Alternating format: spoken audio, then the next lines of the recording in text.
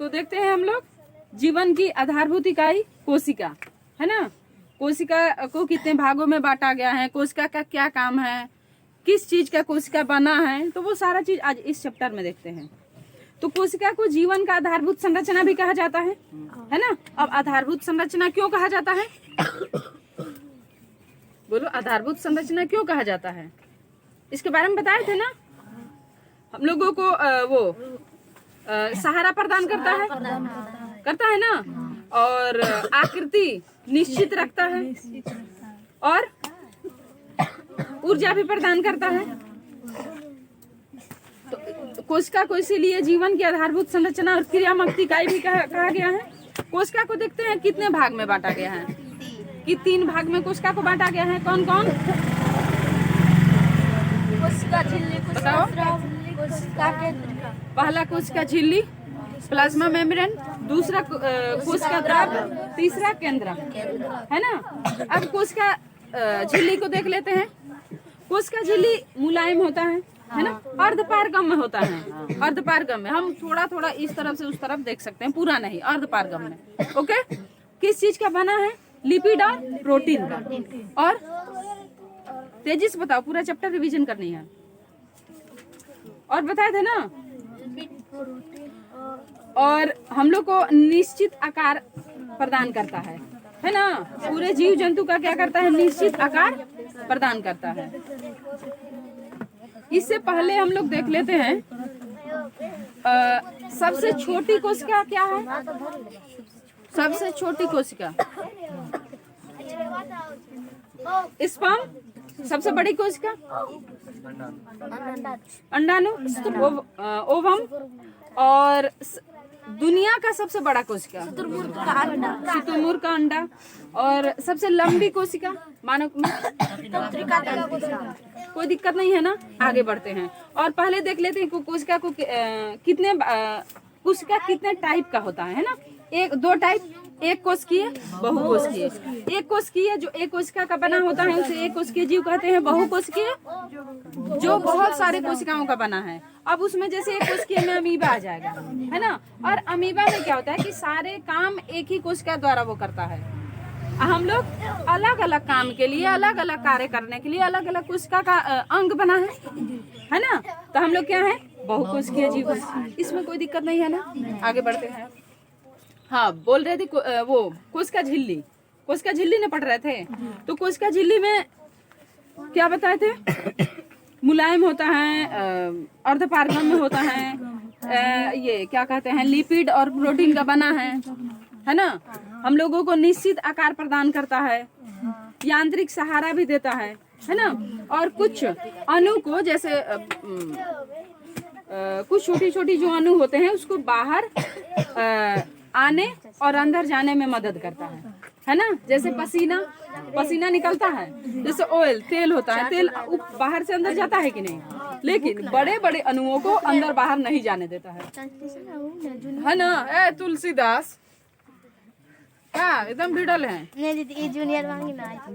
तो बड़े बड़े अणु को, कण को बाहर आने जाने में से रोकता है, और जो छोटे छोटे हैं उसको आने जाने में आने जाने देता है पूरा। जैसे पसीना है, जाता है, वो क्या कहते हैं, तेल ओल है, अंदर चला जाता है बाहर से।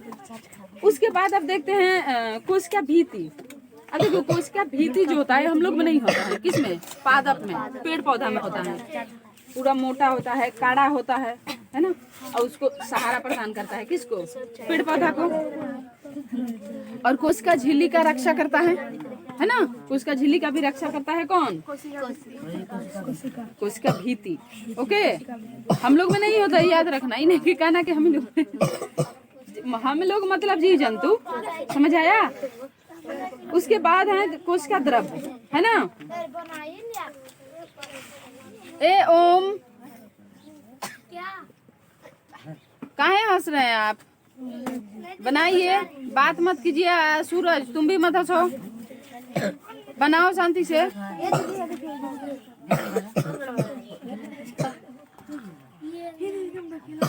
शशि के पास एक ये नाम है शशि, शशि का शशि ही होगा, नाम है। तुम क्या समझ लिया उसको? अब देखो कोशिका द्रव्य है ना। तो कोशिका द्रव्य जीव द्रव्य का और केंद्रक। अब देखो जो कोशिका भीति है या कोशिका ये झिल्ली है और केंद्रक उसके नीचे है ना, केंद्रक, इन दोनों के बीच में चिपचिपा पदार्थ होता है कोशिका द्रव्य, ठीक।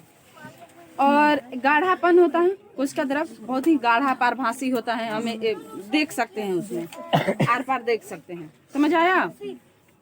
अब कोशिका द्रव्य में बहुत सारा चीज होता है जो तुम लोग को बताए थे। राइबोसोम प्रोटीन का घर, लाइसोसोम आत्महत्या की थैली, उसके बाद सेंट्रोसोम कोशिका विभाजन में सहायक है ना, उसके बाद और क्या है,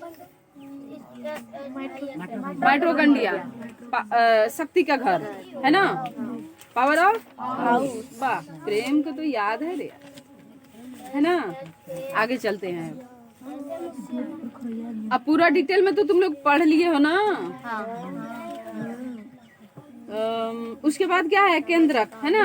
केंद्रक कोशिका द्रव्य के बीच एक गाढ़ा और गोल संरचना होता है, गोल होता है और गाढ़ा होता है, ठीक। और इसमें सभी जीवित कोशिकाओं में केंद्रक मौजूद होता है, जीवित कोशिका में, ठीक। और केंद्रक के अंदर केंद्रक द्रव्य में एक छोटा गोलाकार कंजी होता है, केंद्रीय, वो भी कोशिका विभाजन में बहुत महत्वपूर्ण भूमिका निभाता है। अब चलते हैं गुणसूत्र क्रोमोसोम है ना। बताओ क्रोमोसोम कितना, मानव में कितना क्रोमोसोम होता है? 23 जोड़ा। संख्या में काउंट करके पूछो, 46 गो रे, 46 गो। और जोड़ा में 23 जोड़ा। अब चलते हैं, अब देखो इसमें टमाटर में, मकई का जो पौधा होता है सब में अलग अलग होता है, ठीक। आलू में भी 48 गो होता है ना। अब चलते हैं प्रोकैरियोटिक यूकैरियोटिक, 4-5 गो कारण दोनों में डिफरेंस याद रखना, ठीक। प्रोकैरियोटिक और यूकैरियोटिक। ए रंजीत सोहेब काहे दोनों काहे रे आए,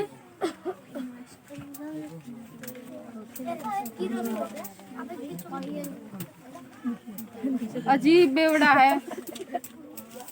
बता का ज्यादा मान लिया है क्या रे, पाए गए हैं, देख लो एकदम अजीब है, हरकतें स्टार्ट है, मतलब बदमाशी करने से चूकते नहीं हो। चलो देखो प्रोकैरियोटिक और यूकैरियोटिक। यह आद्य कोशिका प्राय छोटा होता है, कौन? प्रोकैरियोटिक। पहले प्रोकैरियोटिक को देखते हैं, उसके बाद साथ साथ ही यूकैरियोटिक भी देखते जाएंगे, है ना। तो प्रोकैरियोटिक का जो कोशिका होता है वो आकार में छोटा होता है, प्राय क्या होता है, आद्य या छोटा होता है। और सेम इसको उल्टा ले लो, वो यूकैरियोटिक का बड़ा होता है कोशिका।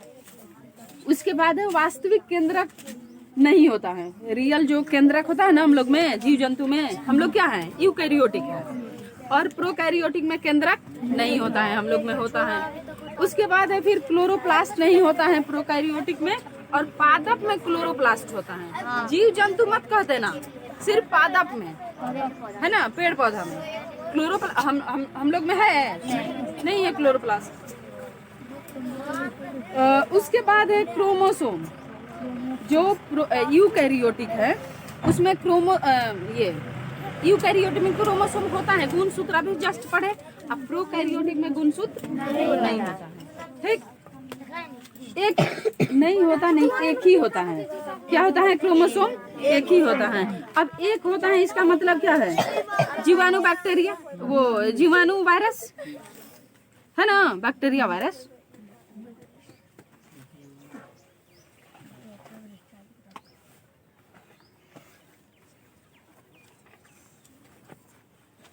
सट्टा स्टार्ट हो जाएगा एकदम, समझ जाओ।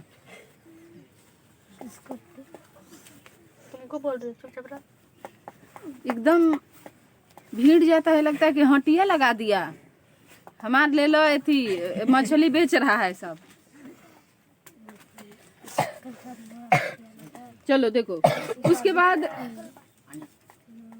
हो तो गया है ना। और इसमें कोशिका विभाजन मुकुलन या विखंडन विधि से होता है। प्रोकैरियोटिक में कोशिका का विभाजन कैसे होता है? मुकुलन या विखंडन विधि से। और हम लोग में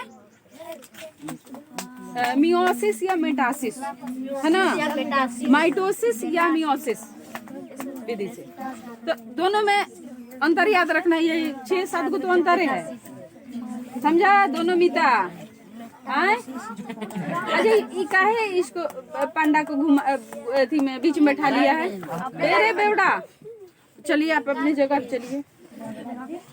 देख ला, मैंने बड़ा रास ले रहा है तुम लोग में। वहीं बैठो अपनी जगह पे। चलो देखो, अब चलते हैं इसका काम, रचना और कार्य तो पता है ना। Mitochondria, centrosome, वर्णिलवक। वर्णिलवक क्या करता है? वर्णिलवक क्या करता है बोलो? फल फूल बीज का कलर निर्धारित करता है ना, कि हाँ ये अड़हुल फूल है तो इसमें लाले फूल होना चाहिए, ये नहीं कि कनैल वाला पीला उसमें फूल उग गया, ऐसा नहीं होता है ना।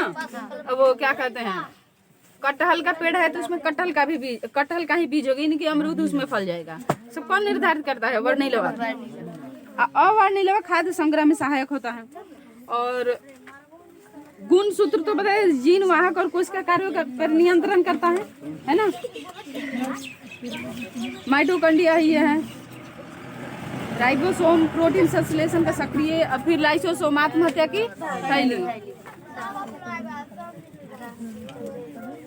अब देखो पादप और जंतु में क्या अंतर है, कल बताए थे ना, तेजी से बोलो रे। एकदम भीड़ जाता है। हम क्या पूछ रहे हैं? ध्यान कहाँ है रे? कहाँ का पाठ पढ़ा है? 2 तो 60 का है रे। बिना सट्टा का मान जाएगा, करो भला। चल पीछे पीछे खसको, पीछे खसको। तू पंजा सटा पिठिया पर, समझा? बार बार कह रहे हैं शांत रहो। पादप और जंतु में अंतर बोलो। दीदी हम लोग नहीं, जंतु। जंतु रहती है, हम लोग छोटा रहते हैं और पेड़ पौधा बढ़ता है। हम लोग चलते हैं, गति करते हैं। देखो पादप स्थिर है, हम लोग अस्थिर है, मतलब गति करते हैं। पादप हम लोग से बड़ा होता है, जंतु छोटा होता है आकार, कोशिका का आकार। और फिर प्रकाश संश्लेषण विधि से वो लोग अपना भोजन तैयार करता है। हम लोग चूल्हा हम लोग दूसरे पर निर्भर रहते हैं ना भोजन के लिए। अब वो खुद ही क्या है, आत्मनिर्भर है, खुद ही भोजन बनाता है। हम लोग दूसरे पे भोजन के लिए निर्भर रहते हैं।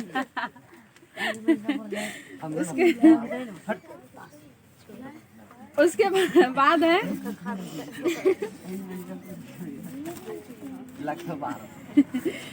तारकाय या सेंट्रोसोम नहीं होता है। उसमें सेंट्रोसोम जो कोशिका विभाजन में सहायक होता है, तो वो पेड़ पौधा में नहीं होता, हम लोग में होता है। तेरा का हो गया, अब रहने देते हैं। हो गया, समझ आया ना? चैप्टर ये तुम लोग का रिवीजन हो गया, ये कंप्लीट चैप्टर खत्म। कल से तुम लोग का चैप्टर स्टार्ट होगा उत्ता के बारे में। अच्छा, इसमेमें थोड़ा सा बता रहे हैं, एक मिनट बता देते हैं। देखो ये जो माइक्रोस्कोप का खोज रॉबर्ट हुक ने किया था 1665 में, ठीक। और केंद्रक का खोज रॉबर्ट ब्राउन। क्या हुआ पता नहीं चलता। रॉबर्ट ने किया था। सूक्ष्मदर्शी माइक्रोस्कोप का आविष्कार प्राप्त सर्वप्रथम 1665 में रॉबर्ट हुक ने किया था, ठीक। निर्माण किया था, निर्माण खोज समय निर्माण किया था, ठीक। रॉबर्ट हुक निर्माण किया था। चलो और कुछ तो नहीं बचा है ना? और कुछ बचा है? 1665 समझ आ गया ना? 1665 यस 1665 एकदम वही बताएंगे।